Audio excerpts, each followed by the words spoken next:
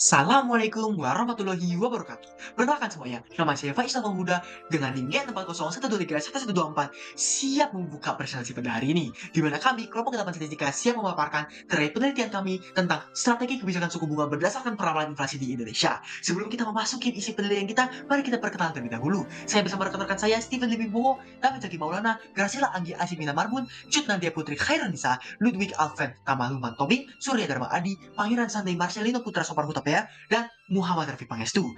Tanpa lama lagi, mari kita mulai presentasinya. Oke, di bagian pendahuluan, dalam menghadapi dinamika ekonomi global, Indonesia menghadapi tantangan inflasi pada tahun 2022, mencapai 4,21%. Menurut data Bank Indonesia, artikel ini memfokuskan pada pembuatan strategi kebijakan suku bunga berdasarkan peramalan inflasi menggunakan analisis regresi linear, dengan tujuan memberikan kontribusi pada pemahaman hubungan kompleks antara inflasi dan suku bunga. Hasilnya, diharapkan memberikan panduan berharga bagi pembuat kebijakan dalam mengelola ketidakpastian ekonomi, khususnya melalui pengaturan efektif suku bunga untuk mendukung stabilitas ekonomi Indonesia. Kita akan masuk ke dalam metodologi, yakni ada bahan dan data. Penelitian ini menggunakan data sekunder yang dipublikasi dari Bank Indonesia, Badan Pusat Statistik, dan BI Rate dari Januari 2009 sampai Oktober 2023. Yang pertama, ada indikator inflasi forecasting atau sumbu Y1-nya. Inflasi merupakan tingkat kenaikan umum harga barang dan jasa dalam suatu periode. Dalam penelitian ini, indikator inflasi atau sumbu Y1 digunakan sebagai alat untuk prediksi perubahan ekonomi yang bisa dijadikan peringatan awal dalam membantu memahami kemungkinan perubahan di masa depan. Yang kedua, ada indikator suku bunga atau sumbu Y2. Suku bunga merupakan elemen penting dalam kebijakan moneter dan bisa dipengaruhi oleh inflasi. Jika suku bunga naik, ini akan menjadi cara untuk mengontrol inflasi. Oleh karena itu, penelitian ini di indikator suku bunga atau sumbu Y2-nya berperan untuk memahami bagaimana strategi kebijakan suku bunga yang berdasarkan inflasi.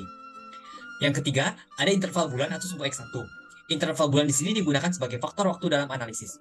Ini dapat membantu melihat perubahan dan tren dalam indikator inflasi. Jadi, jika kita memilih interval bulan yang tepat, maka kita akan lebih mudah melacak perubahan yang lebih teliti dan memahami tren untuk mempengaruhi prediksi ekonomi. Dan yang terakhir, ada indikator inflasi korelasi dan regresi atau sumbu X2. Indikator X2 ini digunakan untuk menganalisis korelasi dan regresi. Korelasi dan regresi bertujuan untuk melihat hubungan statistik antara inflasi dan suku bunga. Analisis ini membantu mengidentifikasi sejauh mana indikator indeks inflasi dapat memberikan petunjuk terhadap perubahan suku bunga. Nah, ini untuk tabelnya yang berisi kode, purba, dan satuannya. Untuk metodologi penelitian, ada pendekatan forecast yang diambil. Dalam analisis data ini, kami mengadopsi pendekatan menggunakan metode double exponential smoothing. Metode ini dipilih karena kemampuannya dalam menangkap dan memodelkan pola tren. Dengan menerapkan pendekatan ini, diharapkan dapat meningkatkan akurasi identifikasi dan prediksi perubahan yang mungkin terjadi pada data di masa depan.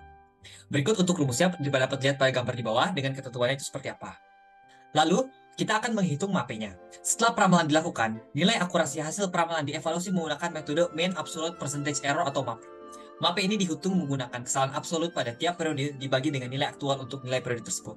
Ini untuk rumus MAPE-nya ada gambar di bawah, dengan ketentuan juga ada di gambar di bawah. Nah, ada catatan. MAPE dianggap rendah atau cukup akurat pada MAPE 10-20%. Berikut adalah nilai MAPE beserta interpretasinya. Di gambar di bawah. Setelah menghitung MAPE, kita akan menghitung korelasi Pearson.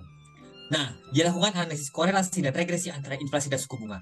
Sebelum melakukan analisis korelasi, dilakukan terlebih dahulu uji korelasi Pearson produk moment atau R yang bertujuan untuk mengetahui tingkat keeratan hubungan antar variabel yang dinyatakan dalam koefisien korelasi atau R. Berikut adalah rumus untuk menghitung korelasi Pearson. Setelah menghitung korelasi Pearson, saatnya kita menghitung regresi linear sederhana. Analisis regresi linear sederhana merupakan sebuah metode pendekatan untuk memodelkan hubungan antara satu variabel dependen dan satu variabel independen. Dalam regresi, variabel independen itulah yang menerangkan variabel dependennya. Untuk rumusnya, ada gambar di bawah ini dengan ketentuan di bawah. Nah, untuk menghitung A dan B, kita juga dapat menggunakan rumus berikut yang tertera pada gambar di bawah dengan ketentuannya yang berada di sampingnya. Nah, sekarang kita akan menghitung kelayakan model regresi. Setelah kita mendapatkan model regresi linear sederhana yang sudah kita pakai, kita harus cari tahu dulu apakah itu sudah layak untuk dipakai atau malah melenceng dan malah menipu para masyarakat dan malah membawa malapetaka untuk kita semua.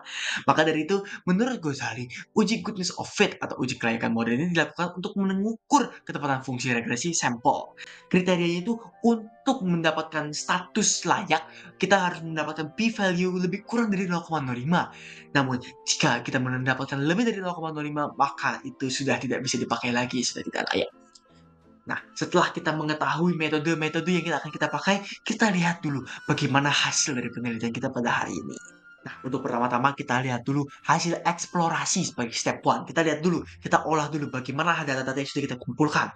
Dan setelah kita ubah menjadi visualisasi data, yaitu line chart, kita bisa lihat kalau pola data aktual inflasi itu seperti pada gambar satu.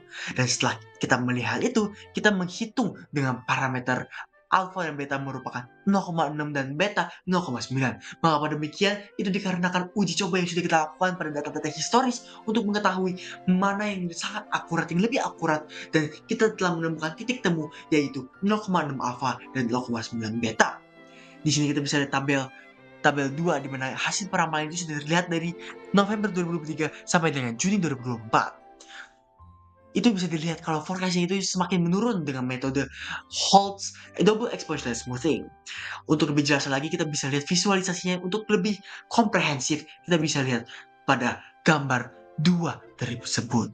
Hasil dari peramalan ini tuh memiliki tingkat mean absolute percentage error atau MAPE sebesar 11,67% yang bisa kita klasifikasi sebagai sudah baik dan sudah layak dan sudah akurat. Karena tingkat akurasi itu sudah mencapai 88,33%. Setelah kita mengetahui bagaimana inflasi untuk bulan-bulan ke depan sampai Juni 2024, kita harus mencari tahu strategi apa yang terbaik untuk melihat bagaimana sebaiknya suku bunga untuk mengatasi inflasi tersebut. Sebelum kita melakukan model regresi linear, kita harus cari dulu korelasinya itu seperti apa. Setelah kita menggunakan uji Pearson yang pada metode penelitian sebelumnya, kita mendapatkan angka kalau korelasi antara data inflasi dan data suku bunga itu ternyata cukup kuat dengan 0,7246749. Bisa dilihat juga pada visualisasi data pada gambar 3. Setelah kita melihat betapa eratnya hubungan dari data inflasi dan suku bunga, kita bisa akhirnya menyusun strategi dengan menggunakan model regresi linear sederhana di mana kita memasukkan dari data-data yang sudah kita kumpulkan dan memasukkan pada model tersebut. Di model tersebut kita mendapatkan hasil kalau ternyata untuk mendapatkan Y-hat atau mendapatkan suku bunga yang kita ramalkan, kita harus mempunyai nilai intercept sebesar 0,035 sekian dan ditambahkan dengan slope atau kemirikan sebesar 0,503 sekian yang dikalikan dengan X yaitu data inflasi. Secara rincinya lagi, setiap kali data inflasi bertambah sebanyak 1%, maka untuk nilai suku bunga itu akan bertambah sebesar 0,503 sekian. Pada nilai intercept 0,035 sekian. Dan untuk menguji apakah ini sudah cukup akurat atau tidak, atau sudah layak atau tidak, kita bisa lihat pada p-value di bawahnya bahwa p-value ini sudah merupakan 4,6 sekian dengan min 50 atau secara singkat 10 pangkat min 50, dimana itu sudah jelas sudah mendekati nilai 0 dan lebih kurang dari 0,05. Maka dari itu hasil model regresi linear ini sudah dapat digunakan dan sudah layak. Setelah kita menentukan bagaimana model dan strategi yang kita pakai, kita aplikasikan nilai peramalan kita kepada model yang sudah kita buat. Dan hasilnya itu lihat sendiri pada tabel 51 ini. Kita bisa lihat bahwa suku bunga yang berawal dari November 2003 sampai Juni 2024 memiliki penurunan dari suku bunga 4,69% sampai dengan 4,06%. Ini adalah hasil perhitungan kita dalam model regresi linear. Maka dari itu, kebijakan penurunan suku itu dapat diindikasikan sebagai respon terhadap perkiraan inflasi sebesar 0,94% pada Juni 2024. Baik, berdasarkan hasil yang telah kita peroleh di penelitian kali ini, dapat disimpulkan bahwa kebijakan suku bunga pada bulan tertentu harus disesuaikan dengan tingkat inflasi yang terjadi.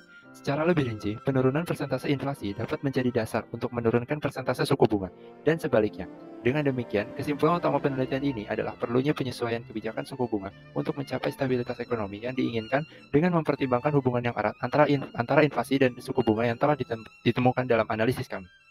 Sekian semuanya hasil dari presentasi dan hasil dari penelitian kita pada hari ini. Semoga teman-teman bisa memahami lebih lanjut betapa pentingnya kebijakan suku bunga dan pentingnya strategi kita untuk sebagai landasan kepada pembuat kebijakan politik atau kebijakan ekonomi terkait bagaimana seharusnya suku bunga harus diatur untuk mengatasi inflasi pada bulan-bulan selanjutnya, terutama pada sampai Juni 2024. Itu saja dari kami, kelompok 8. Maka dari itu, kami pamit undur diri. Sekian, terima kasih. Wassalamualaikum warahmatullahi wabarakatuh.